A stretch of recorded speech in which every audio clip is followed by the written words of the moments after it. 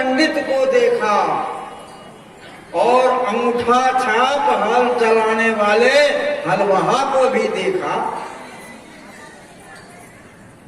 सभी को देखा, ज्ञानी को देखा, पंडित को देखा, जोगी को देखा, तपसी को देखा, सबको देखा, लेकिन देखने में बड़ा अंतर।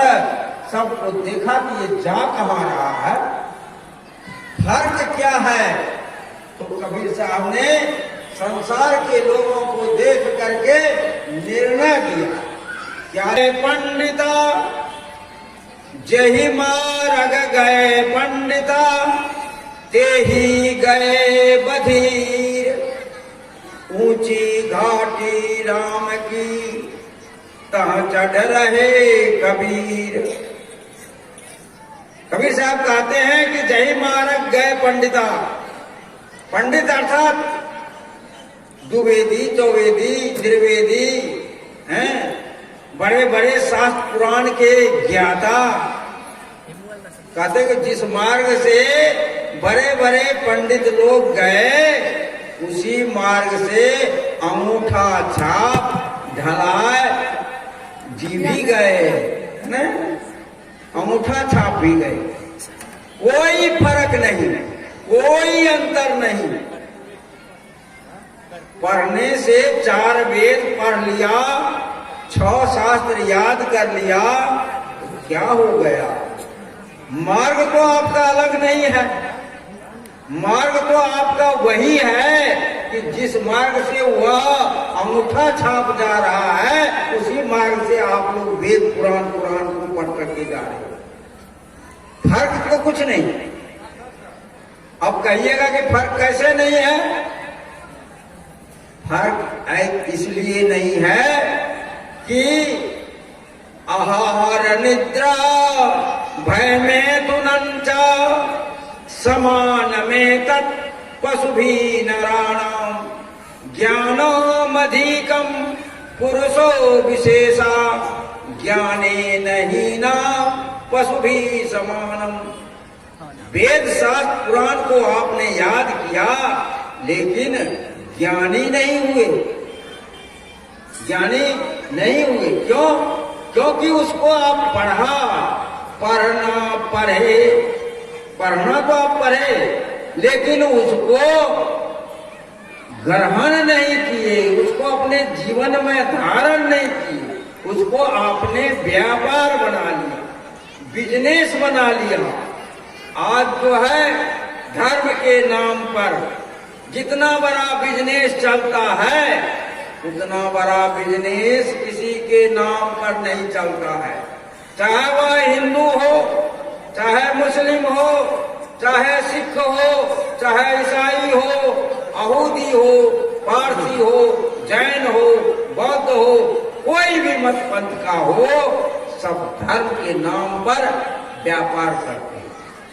इसलिए कबीर साहब ने कहा कि ये पोथी पढ़ पढ़ जगमुआ। क्या कहा?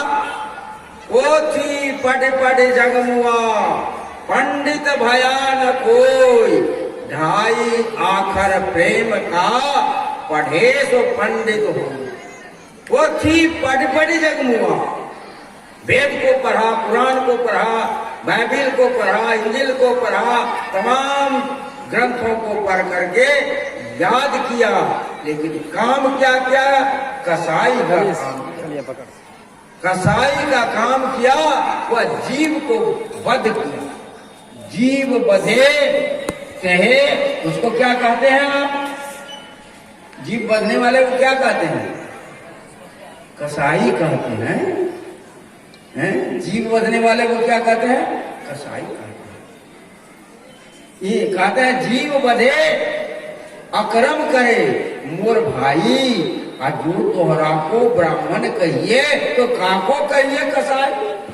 आज देखिए देवी पूजा के नाम पर तमाम भैंसा बकरा काटता है।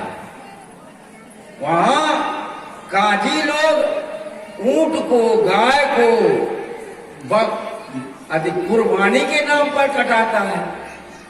चाहे वह क्या नाम है, ईसाई लोग, वो तो गाय भैंस सुगर तुगर सब खाता है।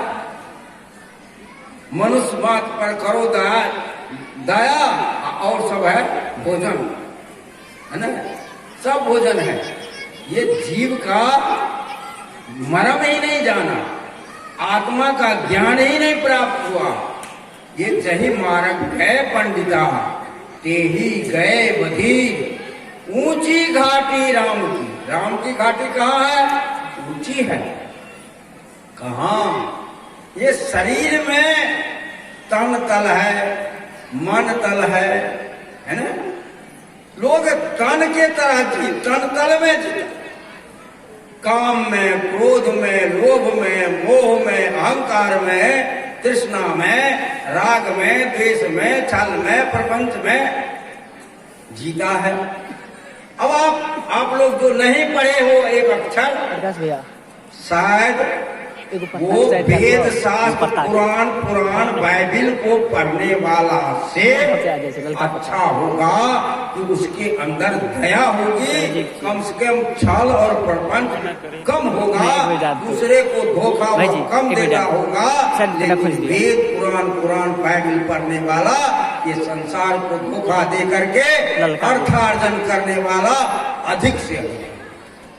इसलिए कबीर साहब ने कहा जही मार्ग गए पंडिता, अर्थात शरीर भाव में वह पढ़े लिखे ज्ञानी लोग भी गए, शरीर भाव में ये समान लोग भी गए। वही बच्चा पैदा करता है, वही काम क्रोध करता है, वही दूसरे का धन हड़पता है, वही दूसरे का जीवन मारता है। तो क्या फर्क हुआ, क्या अंतर हुआ? आपने पढ़ा लिखा, पढ़े लिखे क्या कीजिए, मन बौरा हो अंत बिलैया खाए, समुझ मन बौरा हो, अंत में वह यम रूपी बिलार आपको भी खा रहा है। एक दृष्टांत मैं सुनाता हूँ, ध्यान दीजिएगा। यही बिहार के धरती के 4 मित्र था, जिसमें 3 मित्र धनी था और 1 मित्र क्या था, गरीब था। तीनों चारों एक उम्र का था।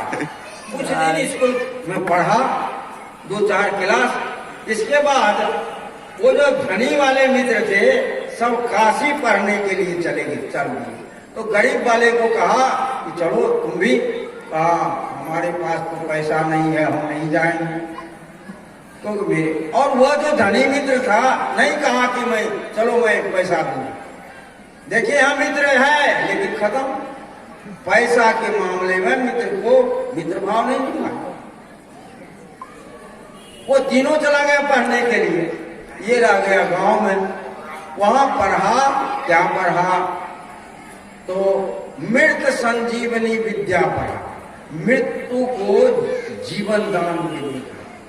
तीनों पढ़ करके पारंगत हो गया। आया गांव में, फिर चारों मित्र मिला, बड़ा आनंद मन से चलने लगा। उसके घर आया, खाया पिया, मौज किया, कहा चलो घूमने के लिए।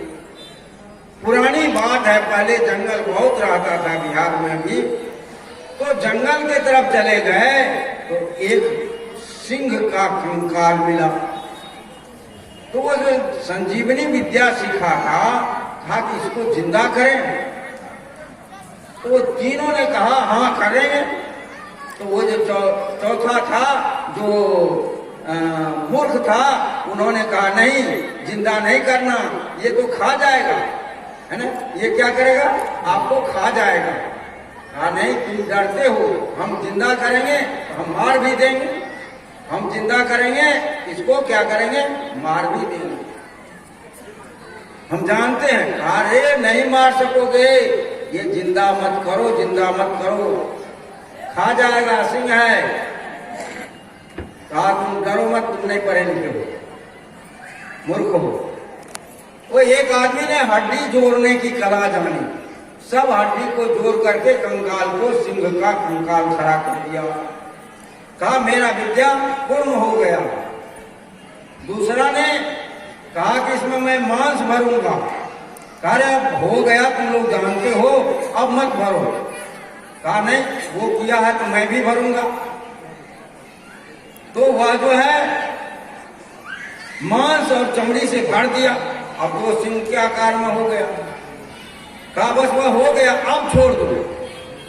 कहा अरे तुम मूर्ख हो, काहे डरते हो। कहा चौथा तीसरा कहा इसमें मैं प्राण दूंगा।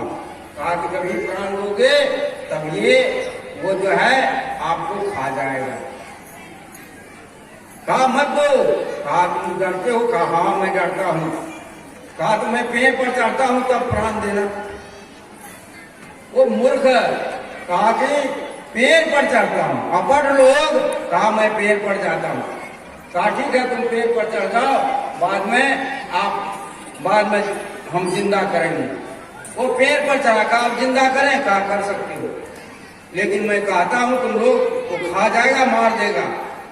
बस वो जो ही मंत्र का आहुति किया, सिंह जिंदा हुआ, भूखा था, तीनों को खा गया।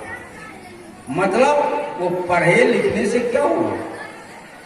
पढ़ने लिखने वाला व्यक्ति भी मूर्ख होता है, अपढ़ लोग भी ज्ञानी होता है।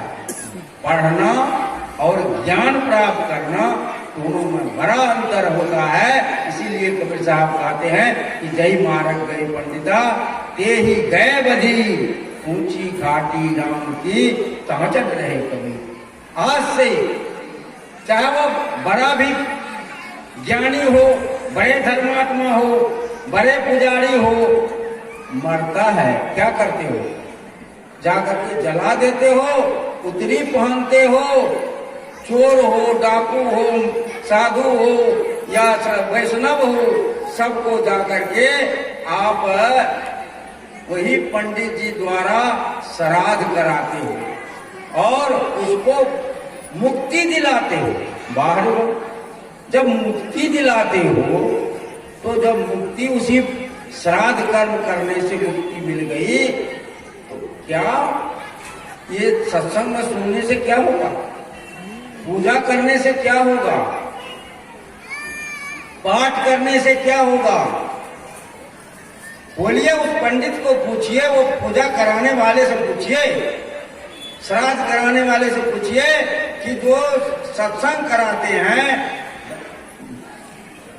ध्यान करते हैं, तप करते हैं, जप करते हैं, वह मुक्त होंगे श्राद्ध के द्वारा कि अपने आप मुक्त होंगे? यदि श्राद्ध के द्वारा वह मुक्त होंगे तो जो आदमी डाका डाला है, लूटा है, मारा है, काटा है, उसको भी तो आप उसी श्राद्ध से मुक्त कर देते हो ना। ये क्या है? ठग विद्या। इसलिए जही मार्ग गए पंडिता ते ही गए बधी, ऊंची घाटी राम की। ये जो आत्मा है वह राम है, वही राम है। कहा दशरथ सुनते हो लोक ही जाना, राम नाम का मर्म है आना। जो दशरथ पुत्र राम को लोग राम मानता है, वास्तव में वह राम नहीं है, वह तो दशरथ का पुत्र है। राम से पहले भी राम था, वह त्रेता है, द्वापर, उससे पहले क्या नाम है, सतयुग में भी लोग राम राम कहते थे ना। वह राम कौन था? रमुग्रायाम धातु से राम शब्द का निष्पत्ति हुआ है। जो इस शरीर में रमण करता है वह राम है। उसको जानो तो इस शरीर भाव से ऊपर उठो, मन भाव, मन से ऊपर उठो आत्म भाव। आत्म भाव जो है, आत्म भाव में वह हम और आप सभी एक है। भाई आरती की थाल लावे, क्योंकि लोग सब जा रहे हैं, समय भी हो गया है, हमको भी बहुत दूर जाना है। तो आरती की थाल लावे। बोलिए सदगुरु देव की जय। तो ये आत्म भाव में, ये मन से, इंद्रियों से, विषय से ऊपर उठ करके आत्म भाव में जो स्थिर होता है वह मुक्ति को प्राप्त करता है, वह ज्ञान को प्राप्त करता है। वही वास्तव में राम का मार्ग है। यह शरीर जो है संसार का मार्ग है। इससे बेटा बेटी, पोता पोती आप पैदा करते हो, फिर धन संपत्ति जमा करते हो और छोड़ करके चले जाते हो, कोई कुछ साथ में लेकर के नहीं जाता है। इसलिए स्वस्वरूप का ज्ञान का अनुसंधान करो, अपना कल्याण करो। बोलिए सद्गुरु देव की जय।